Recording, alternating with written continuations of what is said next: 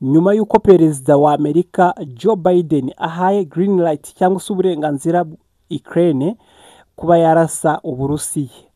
Abantu bakomeje kwibaza bati se Uburusiya buzakora iki cyangwa se buzasubiza bute? Ku itariki 21 z'ukwezi kwa 11 umwaka wa 2024 Vladimir Putin yasubije muri ubu buryo, yasubirishije uburyo bw'intwaro ikomeye cyane yitwa Oreshenik missile cyangwa se misile ya Oreshenik. Tudatinze ntabwo tujye gusubira muri icyo gitero Uburusiya bwagabye burasa Dnipro kuri iyo tariki, ahubwo tugiye kurebera hamwe icyo bita Oreshenik. Ese Oreshenik ni misile bwoko ki? Oreshenik ni irindi zina ryayo yitwa Intermediate Range Ballistic Missile. Iyi ni misile itambukiranya imipaka cyangwa se ni misile yambukiranya imipaka ariko idashobora kwambukiranya icyo bita imigabane. No kuvuga ngo Uburusiya ntabwo bushobora kuba bwayirashisha burasa muri Amerika.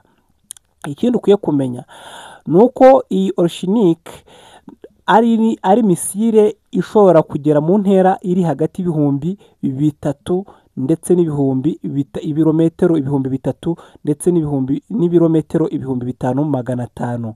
Niho iyi ntwaro ishobora kugeza irasi. Ikindi ukwiye kumenya kuri iyi ntwaro nuko iyi ntwaro ni non-nuclear weapon, nta bumara cyangwa se nta butare bwa kirimbuzi iyi ntwaro ikoranye. Ariko iyi ngiyi yindi yitwa Intercontinental rero murumva ko harimo continents cyangwa se imigabane.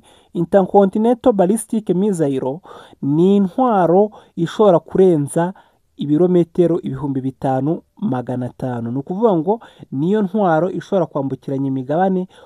Uyifite uri muri Afurika wabasha kurasa muri Amerika cyangwa se ukarasa ku yindi migabane ituye kuri uyu mubumbe dutuyeho. Ikindi ukwiye kumenya nuko Intercontinental yo ni nuclear weapon cyangwa se ifitemo nucleaire cyangwa se ubumara bushobora kurimbura ahantu n'abantu ndetse n'ibinyabuzima biri aho hantu. Rero niyo mpamvu Ukraine yikanzemo ikimara kuraswa Dnipro, ikimara kuraswa cyangwa se Dnipro twibukiranye neza ko ari agace karimo inganda zikora intwaro kirimbuzi ndetse ni naho ububiko bw'intwaro ziva mu burengerazuba bw'isi zibikwa.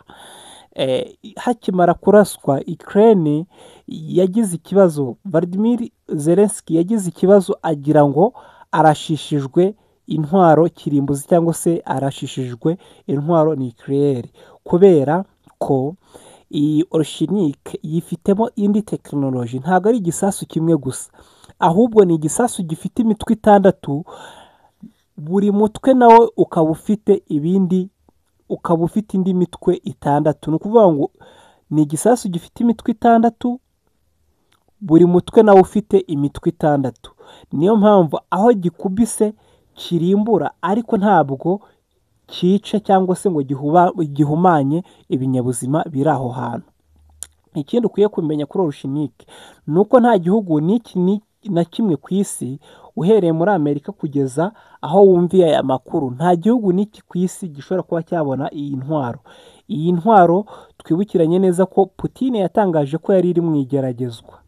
Putin yatangaje ko iyi ntwaro yari iri mu igeragezwa kandi ko avuga ko iyi ntwaro yikubye inshuro 10 umuvuduko w'ijwi.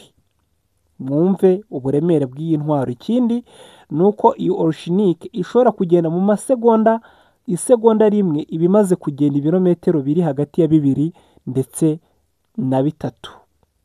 Ikindi ukwiye kumenya nuko barashe bahagaze, wayirashishije yarahagaze aho bita Astrakhan, aho ni mu Burusiya, arasa aho bita Dnipro. Uvuye Astrakhan ugera Dnipro ni ibirometero bigera ku 1260. Gusa iyi Oreshenik yifashishije cyangwa se yakoresheje iminota 15 gusa kugira ngo igisasu kibe cyava, cyangwa se iyi Oreshenik kugira ngo ive Astrakhan mu Burusiya igera mu Dnipro yahakoresheje iminota 15. N'ahantu hangana n'ibirometero 1260. Nuko rero iyi ntwaro y'Uburusiya imeze cyangwa se niko Orushinike yubatse. Nta kindi gihugu kiyifite kandi bivugwa ko ryari igeragezwa ryayo, ni ukuvuga ngo ntiratangira gukoreshwa. Ikindi ukwiye kumenya ni uko intwaro zose Uburusiya bwakoresheje burasa Ukraine mu myaka 3 ishize, nta ntwaro n'imwe nshyashya Uburusiya bwigeze bukoresha.